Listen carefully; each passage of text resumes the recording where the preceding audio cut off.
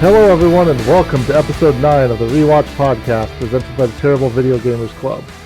I'm your host for the day, Tyler Schatz, the first man that buried the daggers in the horn on top of the mountain. Joining me tonight are Stephen Howard. The bannerman of Robb Stark who died in the first battle. You were the force that was sent off to die. I was. You know what? Someone's got to do it. And that's got to be me. Nick Castillo. Or you give a man his own name. Gary Delaney. Theon Greyjoy's second in command, who supports burning orphan children. Into the dark age. Maybe he has a name. He's just a badass. You heard it here first, folks. The Terrible Video Games Club does not support burning children.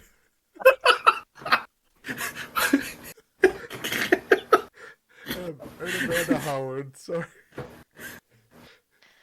A free woman. Maybe we'll have to save Gary's introduction to the last next time there. Right. Alright, so here we are to discuss episode 7, A Man Without Honor, and episode 8 of season 2. Episode 8 was titled The Prince of Winterfell. So I'm going to throw out my first question here, that just hit me as I was watching the show and watching episode 7 there, and then thinking about the name of the episode. It's titled again, A Man Without Honor. So it kind of touches on multiple guys throughout the show are kind of touched on there of either having honor, displaying honor, or not having honor there, basically. So to touch on, a little briefly of Theon there, he has obviously kind of thrown away his honor that he had basically gained while living with the Starks, the honorable family of the North there, by his assault on Winterfell and everything like that, his betrayal of Robb Stark. Jon is still kind of a man with honor there. His honor is somewhat being tested there north of the wall as he's dealing with Ygritte there. Jaime Lannister, obviously, he even I think the episode title comes from Catelyn Stark talking to Jaime about his lack of honor when he's captured there in the cave. Jorah Mormont, his kind of honor is, he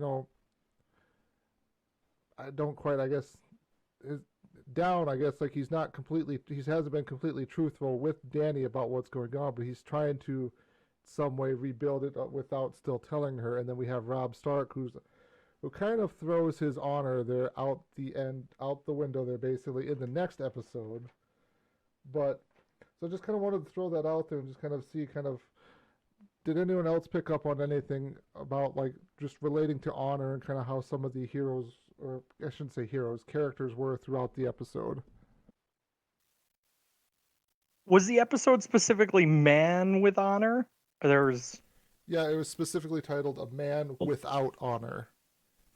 I had a lot of items on Sansa and the Queen, and I feel like they are kind of struggle with honor.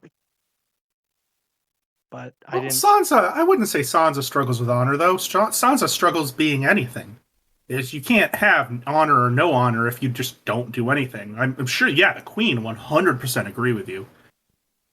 But I'm not sure Sansa has really done anything bad to her honor, because she's done exactly what I guess the pretty princess in her situation would been expected to do, and that's be the pretty princess. Honor her husband. Honor her to-be husband. Honor, don't make a mess of things. Don't do all this other blah, blah, blah. And maybe that kind of shows the opposite side of what honor is in this. And that title, A Man Without Honor, comes from Catelyn talking about Jaime, and Jaime saying, what's honor even good for? What's it going to get anyone? It doesn't make any sense to basically honor. And we look at Sansa in the situation she's in. Honor's not helping her. You look at Jaime. Jaime puts up a pretty good argument about he's a Kingsguard. He has to defend the king. He's a knight. He has to defend the people. He's a son. He has to defend his father. At what point, which honor supersedes which?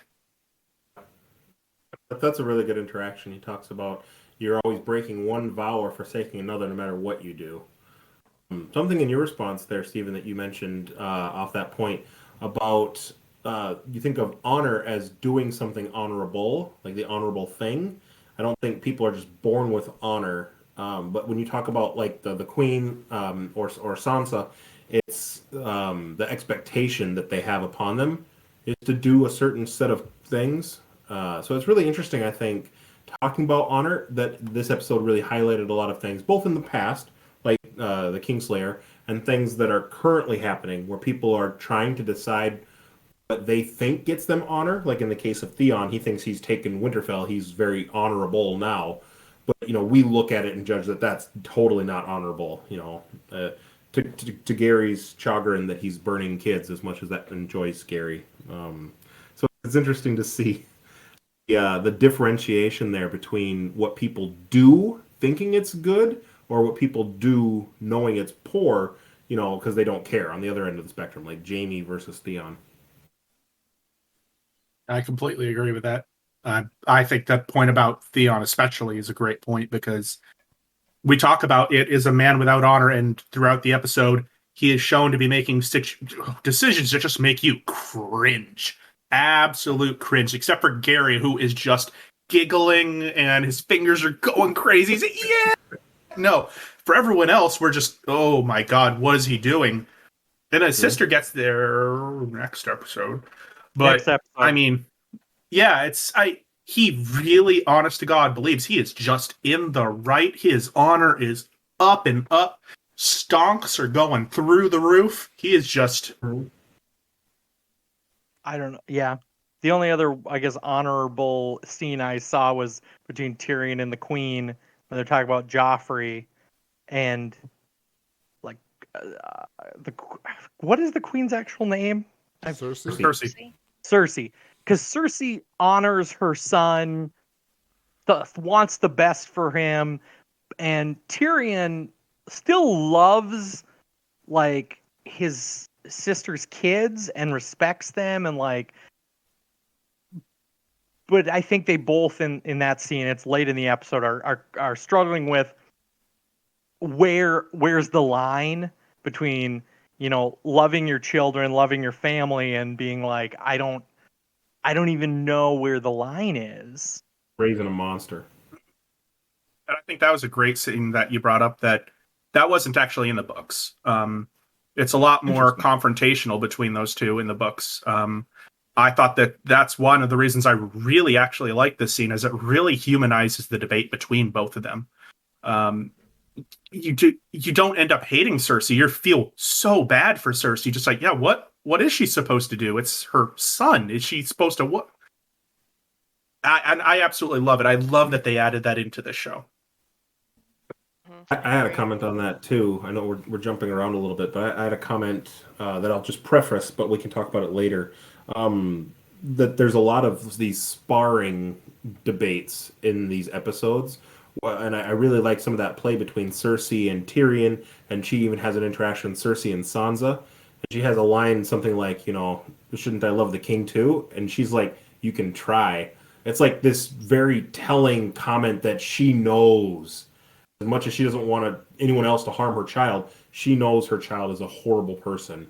And it's this like almost, all right, we're duking it out, we're back and forth, quick-witted banter, and we're attacking each other with our slander. And we go to our corners, and it's like, that was good. That was very good. Like, she took Tyrion, she has a couple little asides, like, you're very clever. You're always very witty, aren't you? Like, they acknowledge the wiseness of each other. Even with Varys, he has a couple lines to Tyrion about, you like playing the game and I enjoy playing the game, and it's this cat and mouse, but like acknowledging the fourth wall that we know we're toying with each other. We're not just talking to talk. We have the greater scheme in mind. But yeah, a lot of those really good interactions in this to break down when we get to those scenes. All right, anything else for that one?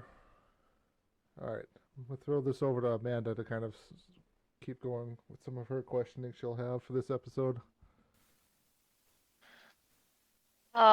been watching the interactions between Robb Stark and Talisa Mager.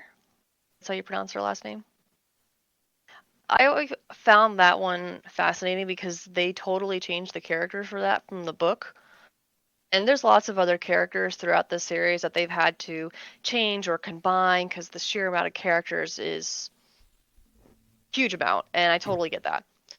This one always confused me though. I wondered why they changed her. What do you guys think about her?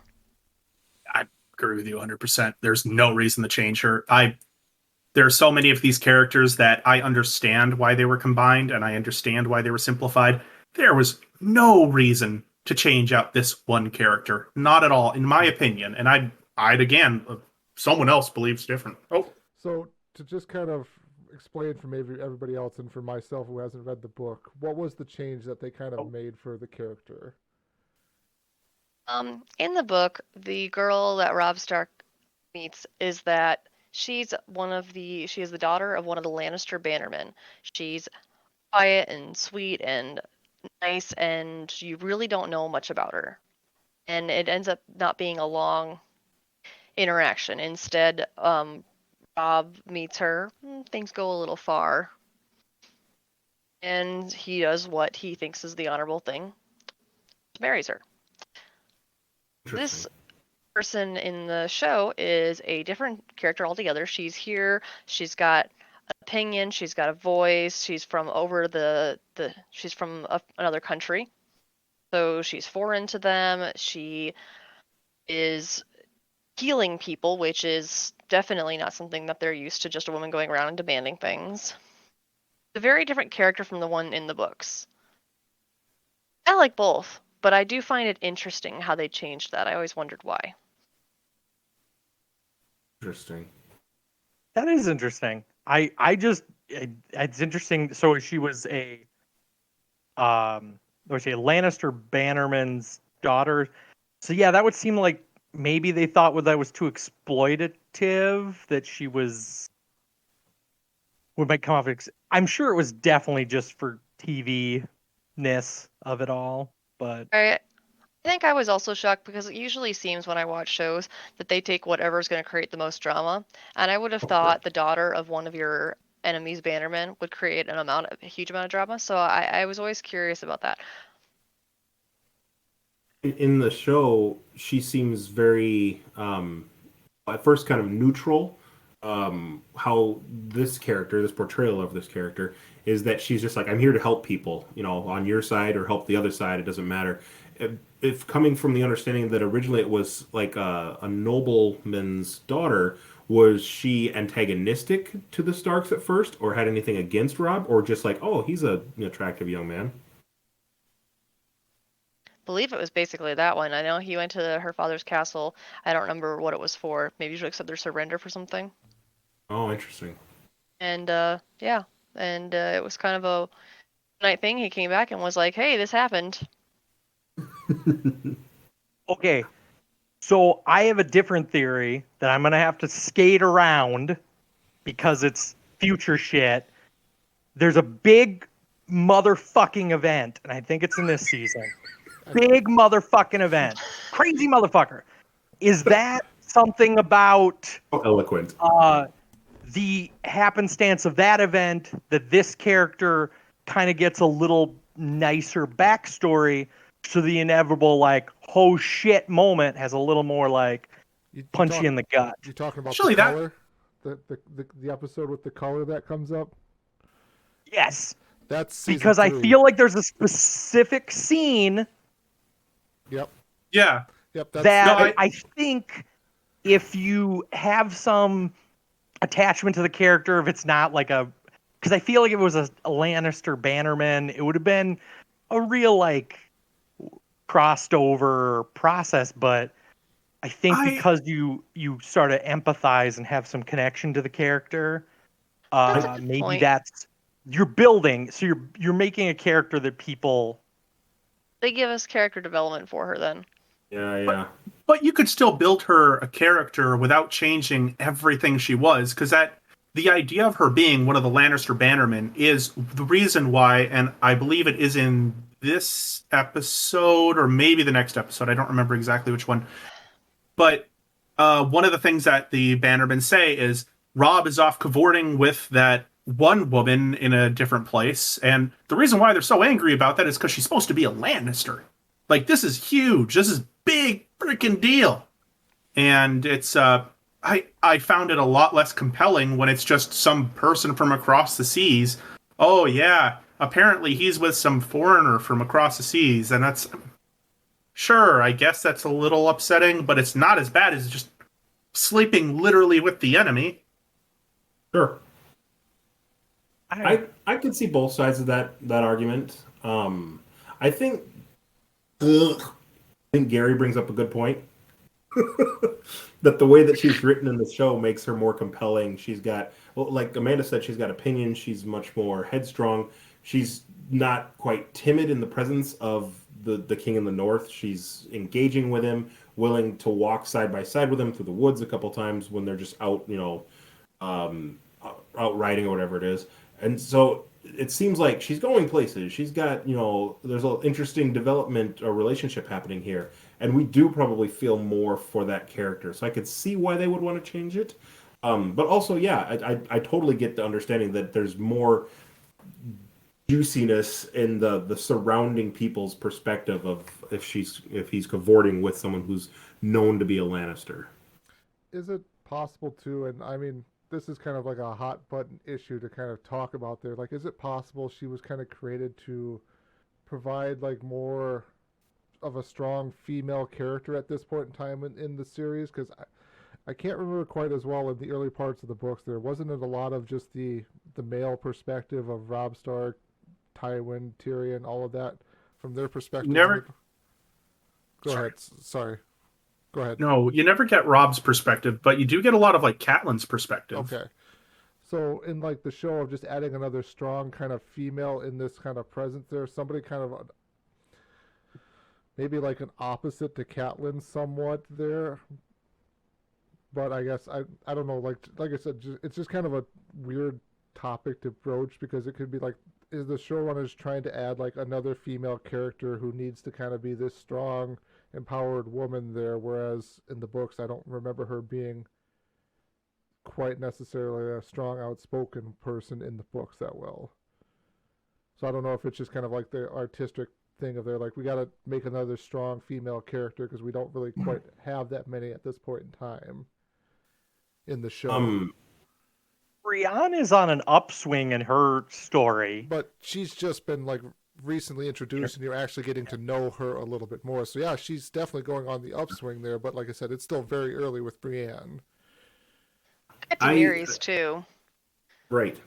My challenge to Daenerys, though, I'm sorry, I'm not trying to like poke holes in everybody's. No, it's good. There. It's like with Daenerys, you are. Though, we're still kind of Daenerys. I think is still trying to find her footing or her kind of like her larger role there. She's still, her ultimate goal is she wants to make it across the narrow sea to Westeros there.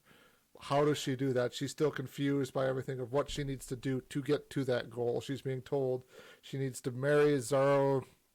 What's his name, Gary? You were so good at that. Owen Daxus. There you go. She needs to marry him to kind of get his power, or she needs to go out on her own. Jorah's telling her, oh, hey, we have ships that could just take you across, and there will be people who will rise up and be behind you. It's like, so she's kind of being pulled in all of these different things. I still don't think Dany is completely fully there. She's definitely like on the upswing as a character towards being her strong, empowered self there, but I think that's still a little ways out for her, in my opinion. I think, I don't know who said it, but somebody had made a comment about talking about this relationship that we're on right now with Robb and what's her name, Amanda? In the show, her name is Talisa. Talisa, that's it. With this relationship, I forget who commented on it, but the relationship between the two, and my brain jumped several seasons ahead, and I don't want to spoil the context of this quote. Later on in the show, they make a reference to love is the death of duty.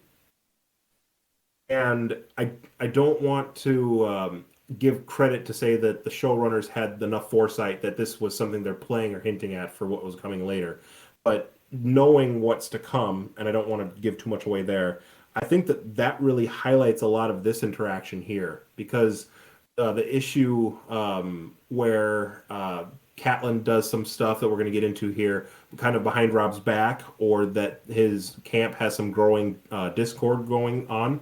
I think a lot of that happens when he's in these moments with Talisa, and his eye is kind of off the main prize of why he's marching south. And so, yeah, I totally think that there's, however they've written this character, either from the books or from the portrayal in the show that we're watching. I think what's really interesting is how the closer he gets to her, the further he gets from his original goal, and that ambiguity breeds this unrest that's leaving hazardous potential. I think that's a fantastic point. Agreed. All right. Did you have anything else for us, Amanda? No, that's it. All right. Great question there. Gary, you're up. I had a couple of interesting questions, and one is I had probably skipped the credits, the opening credits for a couple episodes just because I was trying to hammer in episodes. But I watched the credits when I watched it last night, and I guess just maybe an artistic critique. Did the credits get nicer between season 1 and season 2? Like, very sharp textures, or did they update because as I watched the credits, the buildings that kind of came out of the ground looked so much nicer when I watched it yesterday than I remember. It's like, and it could be the difference between the first version I probably watched this was in standard definition, then I probably watched Blu-ray, and I don't know what version I'm seeing on HBO Max, if it's a 4K downgrade. So the HBO Max is still 1080 on there. They haven't put the 4K version out yet. I would say though, I don't think the graphics completely changed all that much. Really, it's definitely the later seasons. I know there's a big change that happens, but I think it's still relatively kind of on point to what it was in the first season. They just add different locations, different sometimes. places, but as I was watching it last night, I just noticed like these look a little sharper, like a little more high res. Whereas I remember it was like, I want to say claymation, but it was a very blocky assembly, and what I watched yesterday was very smooth and sexy and I kind of want to check that out. I want to. I think I might after this just go pull up the first episode animation and go and see this one. Check that out because I would even thought of look for that. Yeah, it was just like, and obviously I'm watching on a 1080 TV and I'm streaming it, but it looked very, very pretty. And I didn't know if I'm just an idiot and didn't notice. Those are not mutually exclusive. It happens. Also, I noticed that the Clegane was in this episode. Yes. Things you notice on a rewatch. I always, the mountain becomes a complete background character. Like, on the first viewing.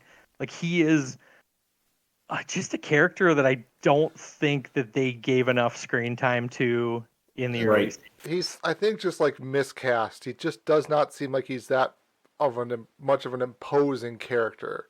I think I couldn't tell if this was another actor that had played it, or if it was still the same actor from season 2, who again was a different actor from season 1. But he's not an imposing character that the mountain becomes later on in the show there, which is why he's kind of a background character. He gets left in charge of Harrenhal, when I forget the Lannister's name. Tywin. Tywin goes off to fight a war somewhere. I don't know if it was ever fully explained. But he's just left behind, and it didn't really explain. He was just another faceless Lannister soldier, and it was a very quick scene where they explained it. And I don't even know if how they credited him. I think it was just Clegane, or I don't think they called him the Mountain. I think he's just Clegane. But anyway, sorry, you were saying. I liked how he did look almost sort of normal, just super tall in that scene, Yes. which is something that I actually really liked because especially coming from maybe later seasons or reading the book, you have this image of literally a mad dog sort of person in your head. And then to see him be kind of humanized is something I actually really enjoyed for the juxtaposition between the two. But I agree. He is supposed to be much more aggressive, much more imposing.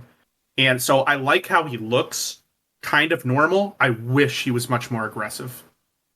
I would downvote that idea because I feel like he's described by his brother. Maybe no, he's not described by his brother as a handsome man. I think that was Willem. Willem's a handsome man. But I just always would either envision the Mountain as a very handsome and well put together man, like a lordly man, but also an intimidating motherfucker. Like someone of a equal stature to Tywin in his own right. Tywin is intimidating as shit anytime he's on screen. Well cast actor. Mm-hmm. But obviously Clegane, they've never nailed what is that perfect epitome of a person. And I just he as Steven said, he looked pretty normal and not imposing and just an everyday guy who's just a secondary lieutenant. Like he wasn't anything great. Anyway, that was all I had. All right, I want to jump in here real quickly since we're talking about Tywin and everything going on here at Harrenhal. There's another great scene between Tywin and Arya there, basically, in Tywin's chamber there. So good, again, those scene between those two. That was mine. And I wanted to call out this part there because Tywin is talking about this being his last war. The last fight, something that he is basically going to be known for. Kind of, I think they're talking about Aegon and his conquest there. It's kind of he thinks it'll be similar to Aegon's conquest of Westeros there. So, my question basically is written here is like, does Tywin see his end? As in, does Tywin see the point in time where he is going to no longer be alive? Or does he just kind of see it as he sees the battle possibly as this is his final moment to basically bring, in air quotes, more honor upon his household, more honor and fame upon his household? Scary. I think you go go. for it. I was gonna say, I think that he. Nick, you're up. Thanks, Gary. I think that he sees more the mortality of that he's an older individual. Probably the most engaged older individual entrenched in this game that we've seen. I don't think he sees his death quite as much as the finality, as much as like, this is how I'll be remembered. What am I going to leave to my family and my kids? What's the state of the world or the empire, as it were, that I've built or helped contribute to? What's going to be left? That's kind of what I think I see more in him than maybe a battle per se, in the mortal sense. Just like he's getting older, he knows he's been around for a while. He has a line in that interaction with Arya about. I just based it off too. He has a line though that's something like, when I was really young, or I've been, I wouldn't have, do you think I'd still be in this position if I had ever lost a battle before? That's what it was. She's something like, have you ever lost a battle before? And it's like, do you think I'd be who I am if I had? He knows that the statistics are that he's going to lose sooner than he would continue winning forever. And so I think that it's more so the thought of, I can't keep this up. I know I'm getting older. It's a young man's game. Essentially, what can I leave, or what's my lasting legacy going to be? I see that. I, on the other hand, would see something slightly different, and that's that Tywin is trying to secure his legacy by his children. Sure. Because the last change of power was at Robert's Rebellion, where he made the strategic move to turn on the Mad King at a very important time. And based on that, he got his daughter wed to the crown, and now there's another possibility of a flip in power, a power struggle in the kingdom. And so in order to maintain his legacy, he needs to ensure that Joffrey is still king at the end of the day, because if Joffrey's not king and Stannis Baratheon becomes king, then Cersei and Joffrey and all of them are just a forgotten legacy in the hierarchy of the crown. Like, because if soon as Stannis takes the throne, all of Cersei's children are no longer in line, because it's going to go Stannis, Renly, may he rest in peace, and then actually probably his daughter. Well, more than likely, too, the Lannister children will be killed. Like, the Lannisters will be slaughtered there in King's Landing. Mm-hmm. So I just think that's what he has to, because if they lose, he just becomes written out of history. More than likely, if he loses, the Lannister house is just going to get demolished. Like, nobody, like, Stannis doesn't want to deal with Lannisters anymore. Robb doesn't want to deal with Lannisters anymore. Like, so that house is gone if he loses. Whereas on the other hand, if he wins, he doesn't really maybe gain. He just gains, his house gains a secondary place in the kingdom right behind the Baratheon name at this point. So anyway, you were saying. And so I see it still a little differently than both of you do. I see kind of a combination of both of Tyler's points. In terms of, I think that he looks at this warfare and this war as a generational conflict.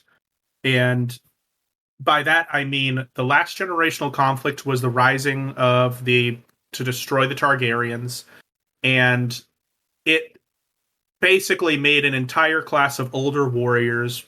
They died by the time the next war started, because they were old enough that it skipped an entire generation of people to kind of, I don't know, continue. And that's why you have Joffrey at 18 years old or something like that?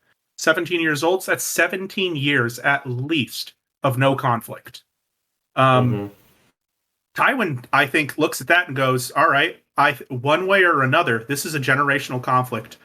If we win, there will be, maybe it takes a couple more years to win, but there will be peace. Maybe for 20 years, maybe for a little bit less, but it will age him out. And he won't be able to, either he won't be able to fight, or, I mean, he's old as is. He might just die of old age in that in-between, in interregnum. Mm-hmm. I don't know. Do you feel like Jamie won't survive if Joffrey loses either? Jamie, like, nobody. And then what's left of the I've already forgotten their name again. Jamie's too handy to keep around. Spoiler. Gosh, why can't I think of the name of his house? Lannister? Lannister. Sorry, my brain. If you hear Tywin talk about other Lannisters, like, he does not speak very highly of his cousins, brothers, siblings, anyone else. And earlier episodes, if you weren't a Lannister, you'd be dead by now. Or if you're a Lannister, but because he does not, he sees himself as the pinnacle of his house. Oh, sure. And does not see any. So even if he dies, Jamie dies, Cersei dies, he doesn't feel like anyone else is going to be able to fill his shoes. So I think it's just, if it's not him, it's gone. But anyway, that's all I got. I see a lot of these interactions like a big chessboard. I mean, there's all these pieces in play, but yeah, if you take out that king or you put the other person in checkmate where you get Tywin taken out, everybody else will turn and the game is done essentially. They're definitely the pinnacle person who's leading that charge. Tywin,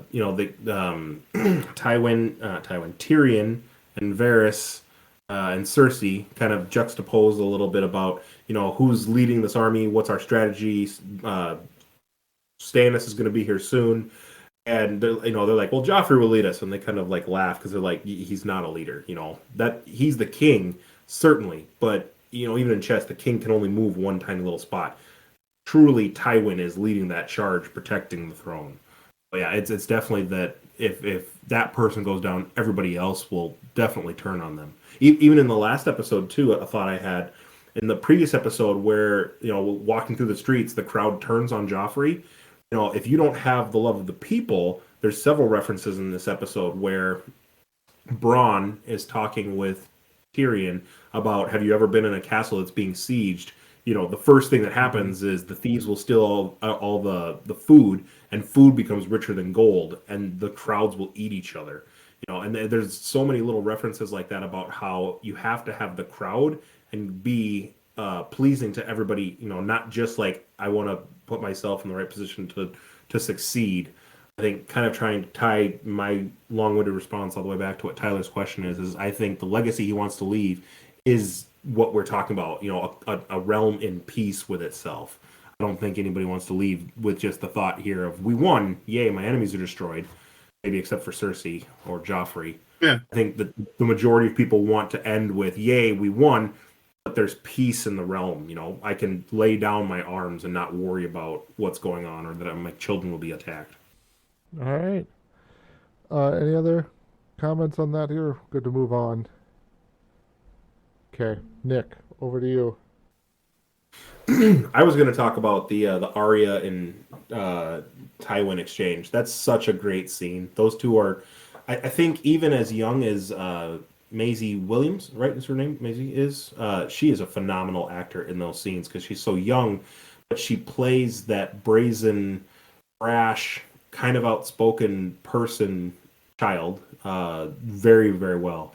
And yeah, it's just, Tywin is this cat and mouse, just like I could squash you if I wanted to, but you interest me. He has a couple lines like, careful girl, I appreciate you being here, but you're crossing a line. I was just going to ask, do you think, because there's a part in there in this scene where she slips up and realizes she's speaking very properly and says, my lord, rather than just like the quickened, milord, which a common person would probably be more prone to do. I was curious watching this episode. I was wondering it, and then that exchange happened again, where he says that and catches her and says, if you're going to pretend to be a common person, you should do it better. You should learn to do it better. And I was wondering, do you think that he catches on to that sooner than that instance? Like, there's a couple times she'll say something or she'll mention something, and I think even in the previous episode, she lied and he caught her in it, that's not the right crest for the area where you say you're supposed to be. Do you think that that's something he's aware of before he mentions it to her, or how aware do we think he is in that scene? I think that's a good question, honestly. I've wondered if he caught it earlier too, because obviously, I guess somebody, when you're going to be around them every single day, it's a hard thing to do. And none of us would have thought Arya was the one who would get caught out for proper speaking out of all the Stark's children. Right. And yet she still knows a lot. And doesn't she, is it this episode or the next episode, doesn't she have also another conversation with him about the dragons too? She kind of gives away some of her education. Yep. Same conversation, I think. It's really good. I think she gives away a lot of hints that don't really line up with her backstory. And Tywin's a quick guy. He'll pick up on those, and that's what happens. Absolutely. I was watching the whole scene thinking to myself, I think he has a line somewhere in there too about it, but it's like, you don't get to be my age, doing what we do unless you've got some wit or you're a good tactician. So yeah, interesting nonetheless. I thought that was really good banter back and forth between the two of them. And then the other thing that I had was an interaction with, I think it was the one with Cersei, and just these familial relationships between Cersei and Tyrion, where they're kind of bantering back and forth. And I'm trying to remember, are there two interactions between them in this episode? Because there's one where it ends where Cersei reveals she thinks she has the upper hand, and Tyrion is relieved. That's a later one, or is that the same one where they're talking back and forth? We lost a little bit of your question there, Nick. Oh, shoot. I think I was just talking about. Go ahead. No, I think I know the what you seen you were referencing, and it was the when oh, now I'm gonna forget her name. Cersei brings in who Tyrion thinks is going to be his oh, I don't know what her name is either. I don't know any names. I'm sorry, guys, but bring in his wench, and it turns out to be the wrong wench. Exactly. The next episode. Shay. That's next. Her. Okay. Shay is Tyrion's significant other, and I think Ross is the name of the girl that is brought in who works for Littlefinger. And yeah, it's this interesting, like, you can see the smugness on Cersei's face that she thinks she has the upper hand, but there's all these levels that we as an audience are privy to.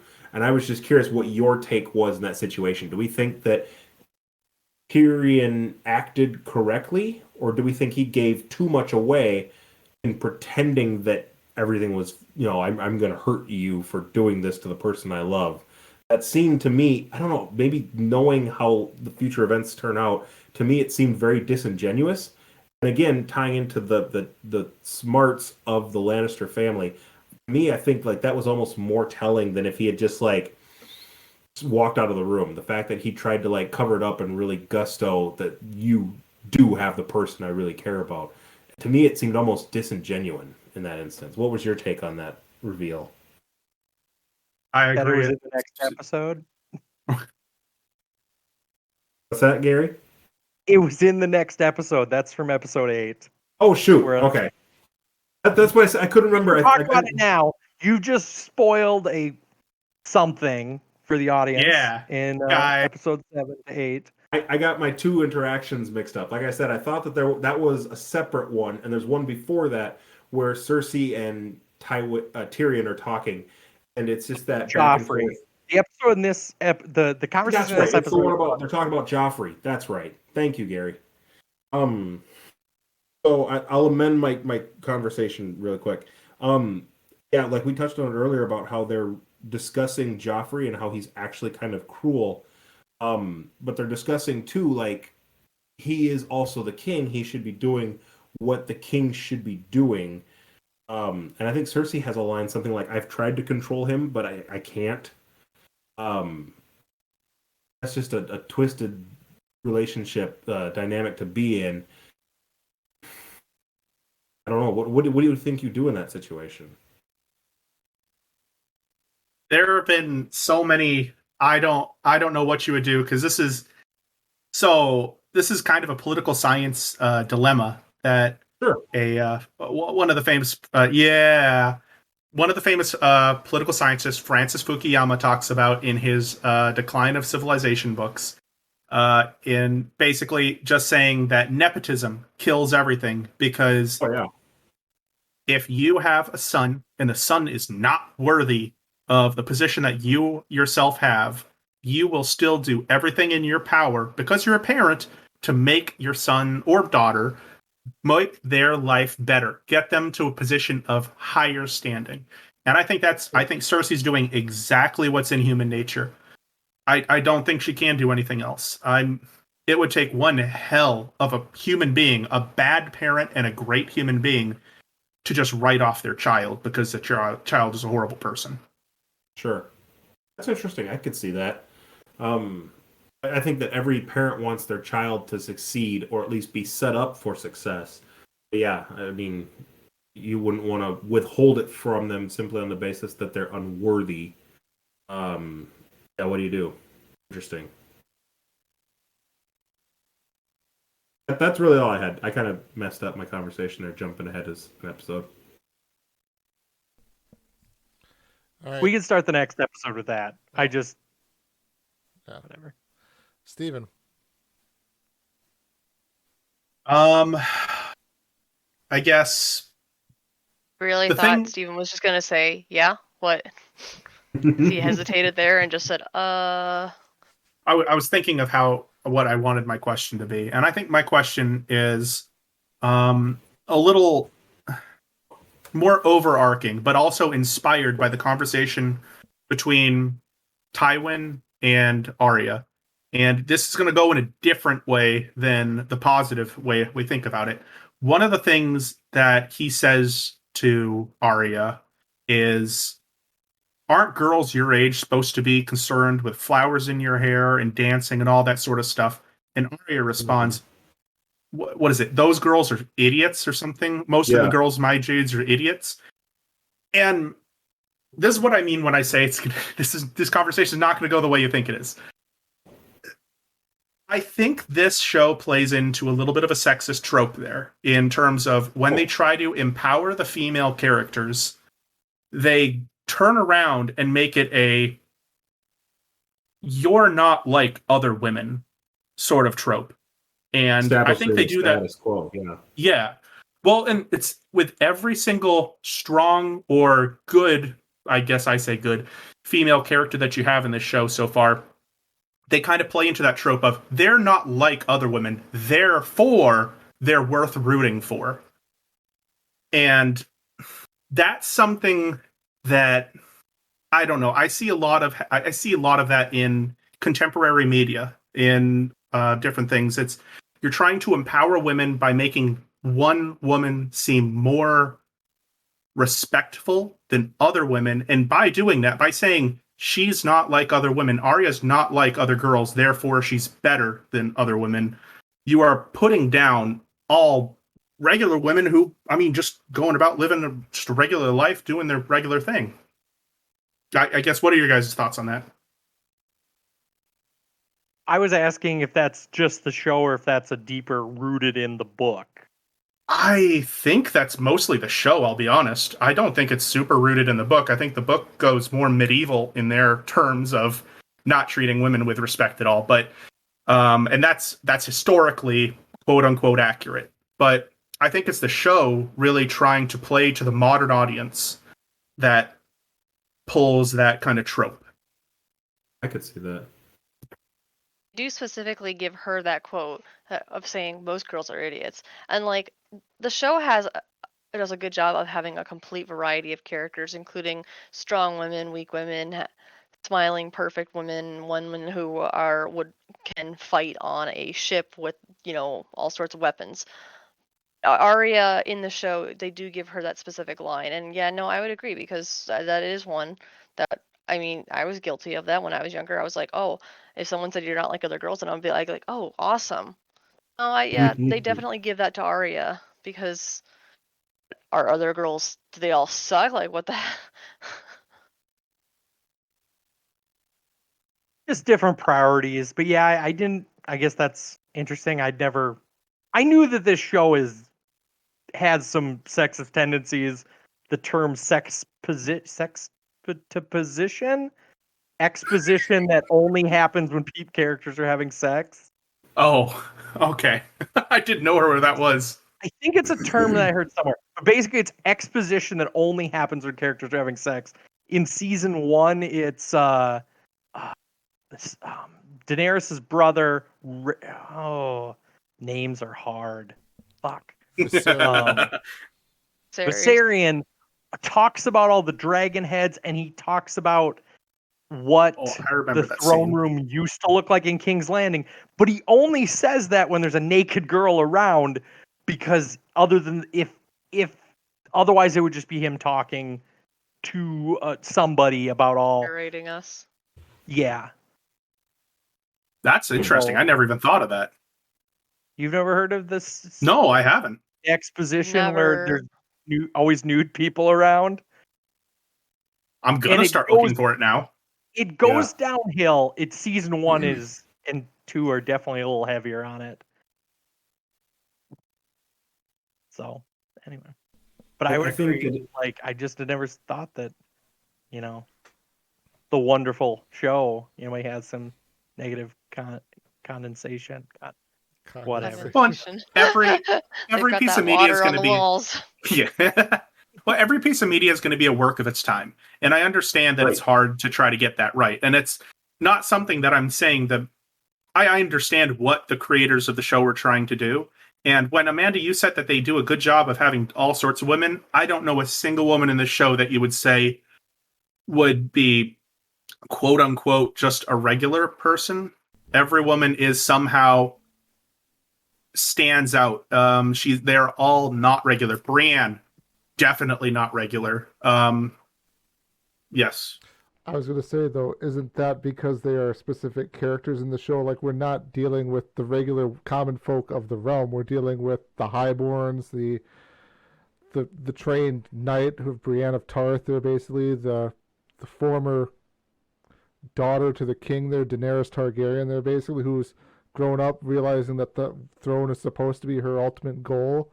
They're not quite like, I mean, even from the position that they're not normal people to begin with. They're basically in this world. They are basically elevated in a position above basically what the normal common folk would be already to start the show. I'm going to poke a hole in your theory there, because when Steven was talking about there's not a single person in this show, single female in this show, who doesn't have a well-rounded backstory, my mind didn't go to like Daenerys or Cersei. My mind was on some of these lower stationed females, like the Ross gal who comes from Theon's bedchambers to little being basically assistant to Littlefinger and helping like run. I mean, he's the master of coin for the largest city in the continent. So certainly there are these people who are not necessarily high born, who have low stature, perhaps, who still have a very fleshed out background, and I think that's really interesting too. And there's a couple characters like that. It's not just Brienne or the gal I just mentioned, like Shay, right? She's a foreigner from a foreign country. We don't really know much about her. She clearly doesn't have a lot of wealth. Not really well spoke, but still ends up, with the king's hand and has the potential to make him flushed or fear for what's going to happen to her, and essentially weakens his position in the game. So there's a lot of these characters that, I think, Steven, you said quote unquote good characters, like morally they may fluctuate back and forth, but yeah, they're all really well-rounded characters that have an important part to play. So I would disagree with that on the conversation. What? Every person he mentioned becomes a main threaded character in some way or another throughout the process. For example, people who aren't die. Yeah. Like the handmaid, the two Stark girls handmaiden in season 1, like pretty low level person, dead. All of the Daenerys's handmaidens, dead. Yeah. Like, unless they have something to contribute to the story, they're either not seen, not heard, or they're dead. And I think sorry. No, you're fine. I was going to comment really quick. He mentioned Daenerys' handmaidens. There's that scene in a couple episodes ago too, where like the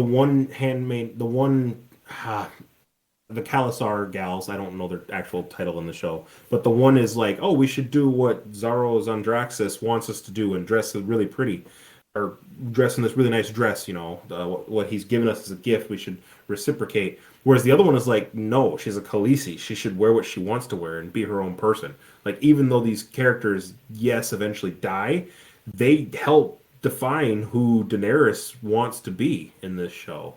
And so in each way, yeah, even though these characters are very, very, minor characters in the grand scheme of this show, even in that episode, perhaps, they still help define the major characters, and everybody has interaction. But it's kind of drifting away, though, from Steven's question there of these individual people are not. They're going back to my point, like these individual people that we see, the main characters, Dany, Cersei, all them. They're not like everybody else. The Khalasar handmaiden there, the one who was a Dothraki, more than likely, she's probably, if I were to kind of interpret a little bit of how those characters are, because again, they're shown for such limited amount before they're killed off, as Gary mentions there. she's maybe more of a regular woman in the why am I drawing a blank? Oh, sorry, you got it. Khalasar? The Khalasar there. She's maybe more of a regular person kind of within that culture. The other gal kind of was brought in as a woman of the night, basically, there to kind of be with Viserys there. So, I mean, we're not able to really kind of fully realize who she is kind of really as a person beyond she was once a former prostitute and is now handmaiden to Daenerys there. But then kind of just going back to then Steven's question there, like none of these main characters are really like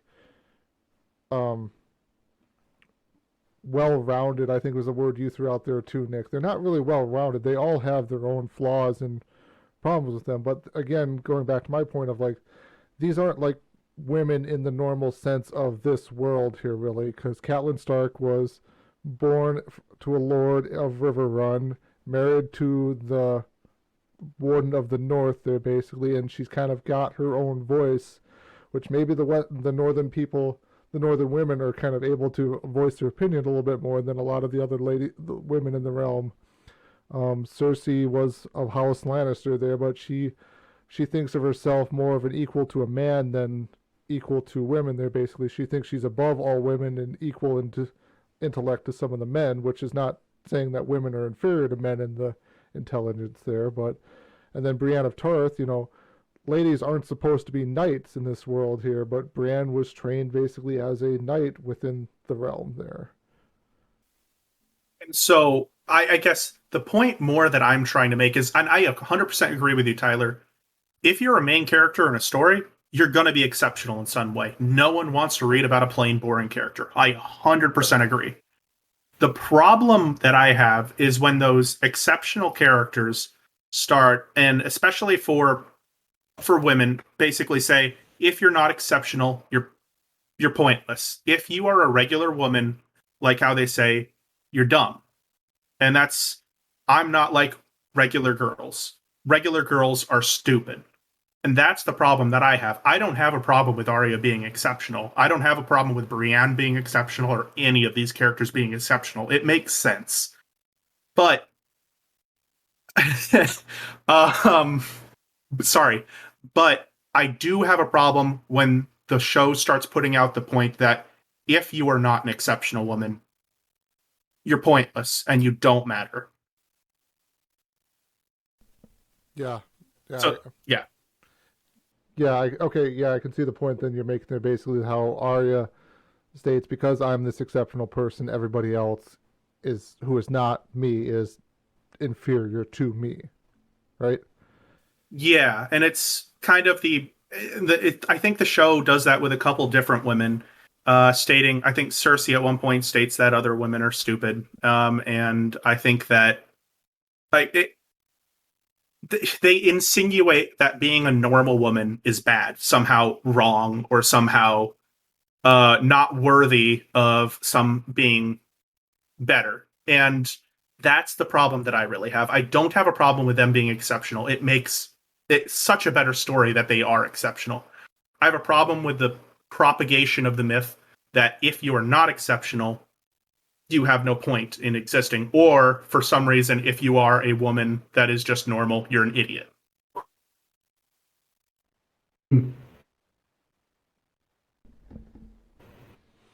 All right. I guess, did you have anything more for that, Stephen, or? No. Okay.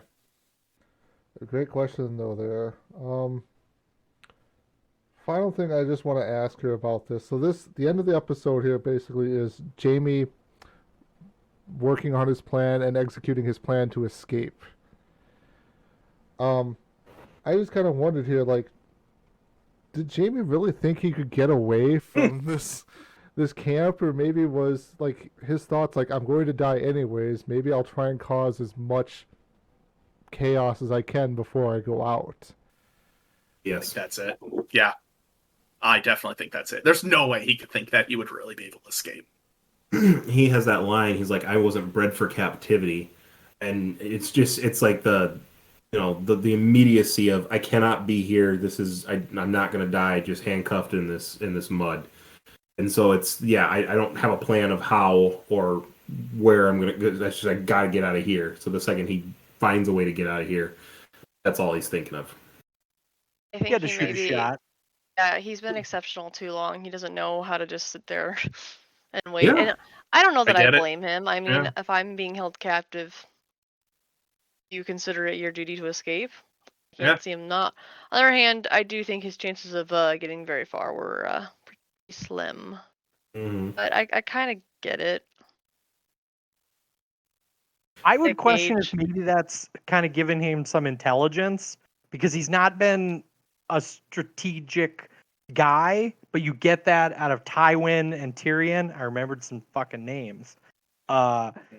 Is that Jamie had a strategy? Like he kind of analyzed the situation. He's surrounded. He's in a bad camp. It's dark. He needs to make his move at night, and he's like, this wasn't possible until I had somebody else here. And so he uses his cousin as a distraction that the guard comes in and checks on him because the guard is a godly man who's like, well, like Rob's gonna fuck me if like the prisoners we have are dead. Worse, if Jamie Lannister dies and I was on watch, like this will bring great dishonor to my family. Sure. And so he goes in and checks on him, but it's just I think it's a good representation that Jamie does have a head on his shoulders. All right. And then also, too, one final thing to point out this episode, we get our first "You know nothing, Jon Snow" quote. Oh, from yeah, Ygritte. it's true. So she's so It's good. good stuff. All right. Moving on to episode 8 here. So I'm going to quickly jump back here. A man Other without random honor. notes. What, Gary? I had a couple other notes for episode 7. I What can do try you to buzz them off real quick. First of all, just at the end of the episode, quick item.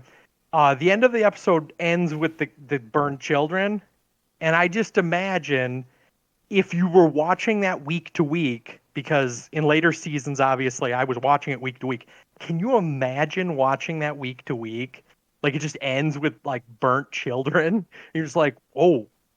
And it's not revealed until a later point, the full happenstance of that. But yeah, it's just crazy. The other points I had were about the conversations with Sansa and Cersei about how like Sansa in that scene just looks like just is destroyed. And I was just gonna ask, like, is that some PTSD from like all the crazy crap that's happened, or if it's a fear of what's to come, because she knows that now that she's fertile, like she's gonna have to deal with Joffrey on a very interpersonal relationship, or if it's just Yes. fear of offending the queen. Like Sansa just looks like just her day is ruined, she doesn't even Going know through the how. motions. What'd you say, Nick? I said going through the motions. Yes. She said she's just like dead-eyed. Yes, I will. Yeah. I will do whatever I can. I love my king. You know, but she's not even realizing she's talking. In my opinion, She's just surviving. The other Robot, point I yeah. had was in the conversation with Sansa and Cersei, you get some shadows of Cersei's relationship with King Robert, and I made a note to ask, like, I think this is the first time you hear Cersei talk publicly to another person about maybe her true relationship with Robert. Like, because on the outside looking in, they had this perfect relationship. They were the king and queen. They were happy. But based on being the viewer, you know that like the king was kind of a drunk and a philanderer. But just I think it's the first time you hear her talk to someone other than her brother or Robert himself about like the issues in their marriage. So I thought that was interesting that you get, and now that Robert is gone, she can just air her grievances in public that he wasn't a great guy. Anyway, that was all I had for the episode. Any other thoughts as we can roll on? I'm good. I do like watching, or not like watching. It's interesting to watch Cersei watching Sansa because she clearly sees like a younger her like repeating history here. You know, she was married off. She was supposed to be everything perfect in what was expected of a young lady to be married to a king. And she's watching. She even says in the books at one point to Tyrion, like, that Sansa was head over heels in love with Joffrey, but we lost that the day he chopped off Ned Stark's head. So she knows that Sansa is not cool with this. She knows that Sansa doesn't want to go through with this, but Sansa is saying all the words that she's supposed to. She acts exactly how she's supposed to. Cersei watching her is interesting. Yeah, it's just, and I think this is like the major kind of crux of like them having that conversation. And in previous times when Cersei asked Sansa these questions, there was Masera, her daughter. Her daughter was in the room. Marcella. Yes, there was somebody else in the room, but this seems to be a very one-on-one conversation. And maybe that's a service that Cersei's providing, that she's having that conversation. Like, I think she says at one point, like, I don't know if your mother ever explained this to you, just because she knows that, like, this conversation could be had with other people in the room. It'd be a lot different, but they're both being, one of them's being super honest and the other one's just trying to get the hell out of the conversation. So anyway, we can move on. That was my last note. All right. I want to go back here and kind of reread the synopsis then for the episodes, which I forgot to pull up before we started. A man without honor. Bran and Rickon have escaped Winterfell. Theon tries to hunt them down. So yeah, we forgot to talk about that. The episode opens with Theon basically trying to kind of find Bran and Rickon there. Daenerys' dragons have been stolen. Jon travels through the wilderness with Ygritte as his prisoner. Sansa has bled and is now ready to have Joffrey's children. All right, let's move on to episode 8. Keep this thing rolling. The Prince of Winterfell. Stannis is just days from King's Landing. Tyrion prepares for his arrival. Jon and Qhorin are taken prisoner by the wildlings. Catelyn is arrested for releasing Jaime. Arya, Gendry, and Hot Pie plan to escape Harrenhal. So I wanted to kind of touch just on the Theon part there. So we kind of touched briefly on this too when we were talking about Theon the last episode there. He's basically being called out for his narrow-mindedness, his unwilling to kind of change there. His sister arrives in Winterfell and he's like, oh yeah, my sister's going to bring men and help me kind of hold Winterfell. And then he realizes his sister didn't bring that many men. And his sister kind of basically talks down to him. Like she dismisses everybody at the table and talks down to him like, hey, holding castles is not what we do. We pillage, rape, burn the countryside there and leave. You losing the Starks lost us some great valuable treasure there basically to kind of have as bargaining chips. You need to leave here. Like, this is not going to turn out well for you. Mm-hmm. Any kind of thoughts about that? I was going to say, it's interesting that I think you mentioned it, I kind of clicked for me that she sees those boys as bargaining chips. So in her eyes, they don't even need to be in Winterfell. They just need to kidnap those fucking kids and bring them with them. Because in a year, in 5 years, they can trade 2 like true-born Stark children for riches, gold, like dominion over like a section of countryside. Like, that's what they can get. Like, they are just a trinket of gold to her. And just to be a jerk about this, don't you think that's a little hypocritical? They don't sow, so they're going to start trading now. They're going to start valuing different resources now. It's just, I understand what you mean. Don't get me wrong, but I think it's funny. I thought it was interesting. You even mentioned this. Yara's not really been holding her punches when it comes to talking down to Theon in front of anybody, and she still sent everyone out of the room at the end to say, "You need to leave. Don't die here." Like, right. Well, I think that was the big thing too, because she doesn't hold her punches. She was willing to act mean, rough, and gruff in front of all of her soldiers. She is not willing to act nice or sisterly or loving in front of her soldiers. And that is what she sends them out of the room to do. She sends them out of the room to say, I was at your crib when I wanted to strangle you as a small child, but you looked at me and you smiled, and it made my heart warm in joy and happiness and rainbows and love. And she didn't want her soldiers to hear that. And it's like the opposite dynamic of what you would expect anyone else to have. I thought it was also like, that's how serious she meant this message to him. She's sending him out to tell him, like, I'm telling you the truth. Like, you need to leave. You need to come out of here. Like, it's showing a depth of care that you didn't know for sure that she had, because Theon's not really been.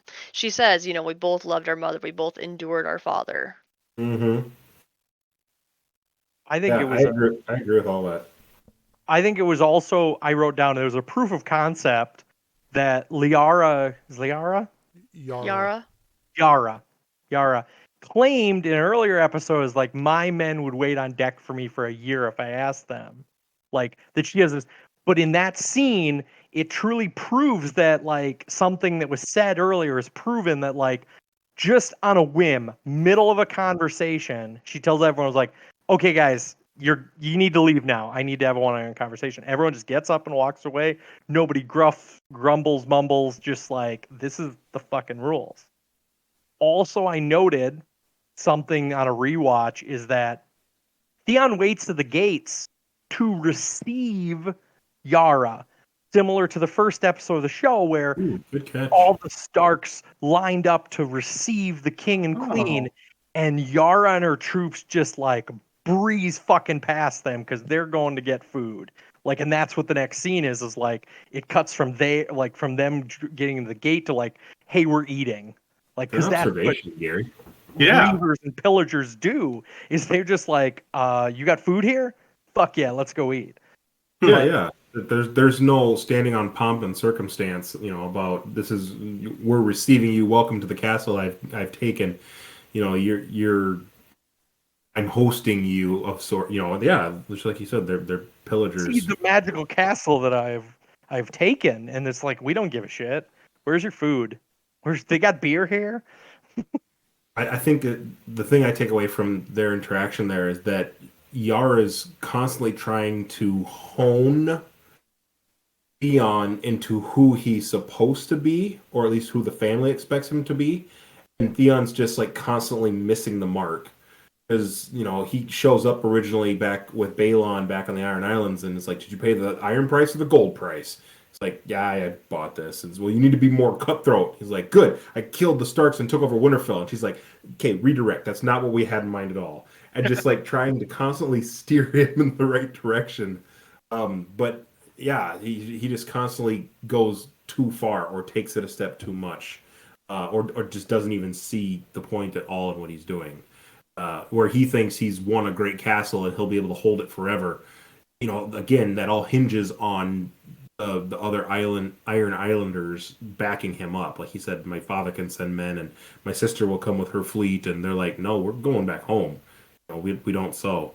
And yeah, I think that it's very touching how she's willing to come true with him and say, don't die here. This is, we value you too much. I value you too much, perhaps, is what she is really saying. There's more that you'd be valued for if you were to come with us rather than try and make a stand at this place. And I think I agree as well that he keeps missing the mark. And I think it's because he is, at this point, a hybrid between Stark and